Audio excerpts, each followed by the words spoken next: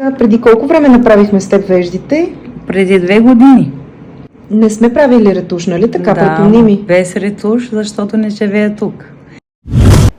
Това са веждите на Ани преди няколко години. Имаха отчетлива асиметрия.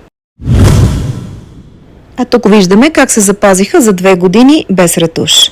Добре, какво ти е мнението? Доволна ли си? Как се Доволна запазиха? съм, да. Много съм доволна. Издържаха 2 години без никакъв ретуш. Да. На освежаването директно преминахме към новият метод Hair Stroke, който ще бъде достатъчно издръжлив и без ретуш за нови над 2-3 години.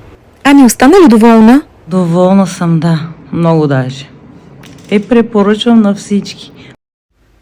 Какво мислиш за техниката, гледайки по твои приятелки в чужбина? Не ми харесваше как изглеждат след Години след. години след, да. След като ги направи при нас, какво установи? Установих, че нито цвят се променя, цвета няма никаква промяна, няма сиво, няма абсолютно нищо.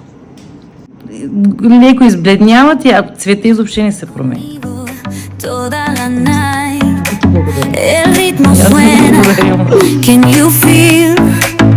Move your body, it's so real. Vuélvete loco, don't stop now. Sigue el ritmo, I'll show you how.